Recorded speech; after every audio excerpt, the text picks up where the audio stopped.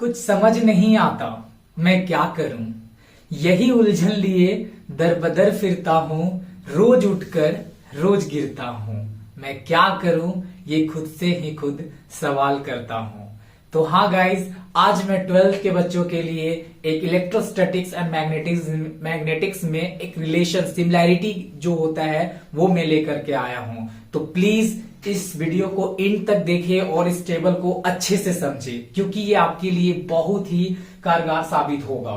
तो प्लीज इस चैनल पे जितने भी लोग नए हो सब्सक्राइब करके बेल आइकन को दबाना ना भूलो, क्योंकि हमारी वीडियो जितने भी अपलोड होती है वो आप तक पहुंचती रहे। तो चलो देखते हैं क्या सिमिलैरिटी है इलेक्ट्रोस्टैटिक एंड मैग्नेटिज्म में। तो सबसे पहले हमारा पहला पॉइंट होता है कांस्टेंट का।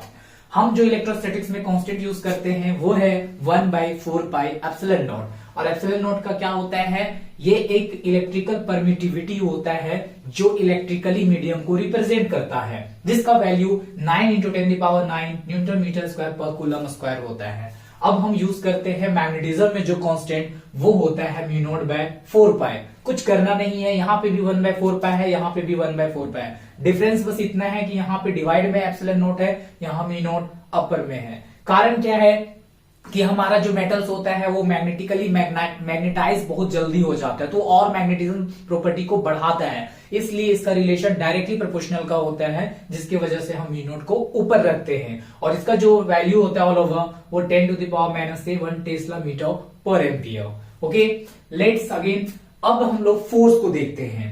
अब फोर्स का जो फॉर्मूला होता है वो क्या होता है, QE, मतलब चार्ज। यहाँ Q क्या होता है, हमारा चार्ज होता है, तो QE is electric field vector. And यही चीज अगर हम मैग्नेटिज्म में देखते हैं, मैग्नेटिक फील्ड में, तो FB vector equals to B टेंस कर रहा है मैग्नेटिक फील्ड को, यहाँ पे E टेंस कर रहा है इलेक्ट्रिक फील्ड को, तो PB हो जाएगा। PB is a pole strength, this one is PB is a pole strength किसका, बार मैग्नेट का। तो pole strength of the bar magnet, इसको यूज करते हैं। You know about bar magnet कि आपका बार मैग्नेट के पास दो पोल होता है, north pole and south pole, तो उसका एक स्ट्रेंथ जो होता है उसको हम लोग पीबी से रिप्रेजेंट करते हैं। जबकि डायपोल में हम लोग चार्ज को लेकर के चलते हैं, प्लस माइनस का डायपोलिक सिस्टम होता है।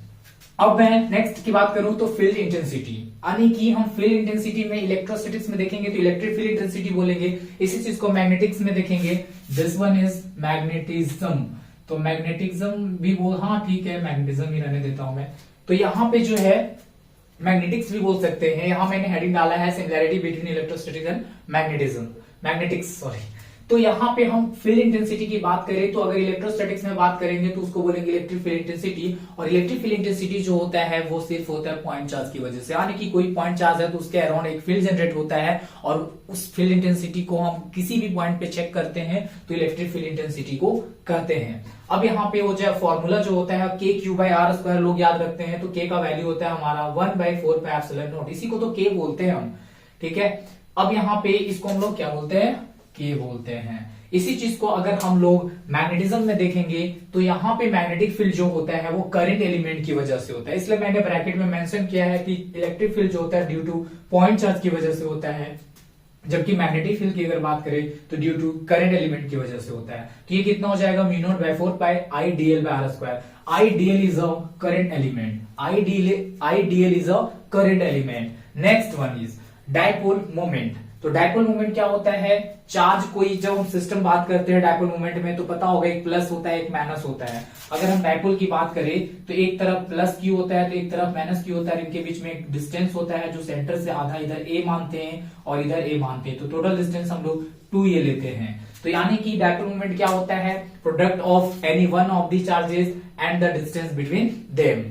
तो यहाँ पे हमारा डायपोल मोमेंट हो गया Q2a। इसी तरह से अगर हम Q के जगह पोल स्ट्रेंथ ले रहे होंगे और डिस्टेंस टोटल 2l ले रहे होंगे तो हमारा बार मैग्नेट के लिए जो हो जाएगा मैग्नेटिक डायपोल मोमेंट, वो मैग्नेटिक डायपोल मोमेंट हो जाएगा PB2l। जबकि अब यहाँ पे मैग्नेटिक डायपोल मोमेंट जो होता है वो दो तरह से होता है, एक बार मैग्नेट के लिए होता है और एक सर्कुलर कॉइल के लिए होता है। तो अगर सर्कुलर कॉइल है तो सर्कुलर कॉइल में जो हमारा रिलेशन होता है यहाँ पे वो किसका होता है, करंट और एरिया का। तो इसीलिए यहाँ पे IA है और N मैंने क्यों यूज किया, नंबर ऑफ टर्न्स। अगर ऐसा coil N number of turns रहता है तो उसके लिए हम N से मल्टीप्लाई करते हैं। Next one is field on axial of dipole. अब डायपोल का जो डायपोल है यहाँ पे मेरा, ये डायपोल था, तो इसका एक एक्सिस होता है, एक इक्वेटर होता है। तो एक्सिस पे हम किसी पॉइंट पे अगर सेंटर से r डिस्टेंस पर देख रहे हैं तो वहां पे कितना इलेक्ट्रिक फील्ड इंटेंसिटी होता है, you know about it. Electric field equals to 1/4πε02p/r³। और मैं वेक्टर में इसलिए लिख रहा हूं कि ताकि यहां से पता चले electric field and dipole moment का यहाँ पे डायरेक्शन क्या होता है, सेम होता है, सेम डायरेक्शन होता है। किनके किनके बीच में, तो यहाँ पे जो है वो इलेक्ट्रिक फील्ड वेक्टर में एंड डायपोल मोमेंट में। तो यहाँ पे आपको कभी कभी angle between the electric field and dipole moment पूछा जाता है, बोर्ड में बहुत बार आया हुआ है। एंड इसी तरह से magnetic field and magnetic dipole moment में जो हमारा फॉर्मूला हो जाएगा μ0/4π2m/r³। ओके, यहाँ पे भी इन दोनों में डायरेक्शन जो होगा वो कितना होगा, सेम डायरेक्शन होगा। यानी कि थीटा इक्वल्स टू, अगर हम यहाँ पे बात करेंगे तो 0 degree. Okay, then next one is field on equator of the dipole. अब डायपोल का जो इक्वेटर होता है, इसी तरह से यहाँ बार मैग्नेट भी लेंगे तो उसका भी इक्वेटर होगा। तो इक्वेटर पे जो होता है इलेक्ट्रिक फील्ड वो कितना हो जाएगा, -1/4πε0p/r³ ओनली। तो यहाँ पे माइनस लगा हुआ है, यू नो हियर, यहाँ पे क्या लगा हुआ है, माइनस। मतलब इन दोनों के बीच में जो डायरेक्शन होगा ऑपोजिट होगा। क्या होगा, ऑपोजिट हो जाएगा। तो इसका मतलब यहाँ पे थीटा इक्वल्स टू अगर पूछा जाता है कभी तो 180 डिग्री मैं आंसर करूंगा। तो इसी तरह से सिमिलर यहाँ पे अगर इसको पेस्ट करो तो magnetic field equals to -μ0/4πm/r³ हो जाएगा। m is a magnetic dipole moment, जो कि हाँ मैंने यूज कर रखा है यहाँ पे देखते हुए। फिर अब फ्लक्स की बात करते हैं। तो फ्लक्स भी होता है हमारा, इलेक्ट्रिक फ्लक्स भी होता है और मैग्नेटिक फ्लक्स भी होता है। तो इलेक्ट्रिक फ्लक्स इक्वल्स की अगर हम बात करें तो E vector dot A vector होता है। इसको अगर हम स्केलर फॉर्म में बोलेंगे तो EA cos theta, EA cos theta.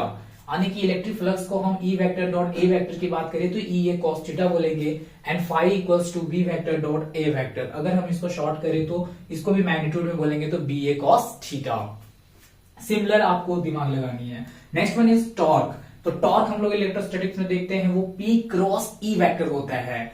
P vector cross E vector, P is a dipole moment. तो यहाँ पे अगर इसको मैग्नीट्यूड के फॉर्म में देखेंगे, this one is magnitude of torque, तो P E sin थीटा। अब यहाँ बात आता है कि थीटा क्या होता है। तो यहाँ की अगर बात करें तो थीटा इन दोनों के बीच का एंगल होगा, यानी डायपोल मोमेंट और इलेक्ट्रिक फील्ड के बीच का एंगल होगा। अगर इसी को हम मैग्नेटिज्म में बात करें तो tau vector equals to m vector dot cross a vector. Cross use करते हैं क्योंकि हमारा torque is a vector quantity and flux is a scalar quantity.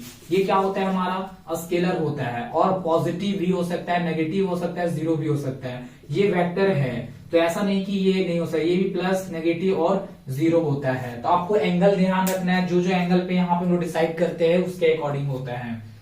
ठीक है, फ्लक्स भी यहाँ पे थीटा पे डिपेंड करता है। अगर ये थीटा 180 डिग्री है तो आपका यहाँ पे माइनस आएगा, 90 पे जीरो आएगा। तो ये हम लोग देखते हुए यहाँ पे डाटा बोलते हैं। फिर पोटेंशियल एनर्जी की बात करते हैं। नेक्स्ट वन इज, तो यहाँ पे इलेक्ट्रिक पोटेंशियल एनर्जी की बात करेंगे तो minus P vector dot E vector.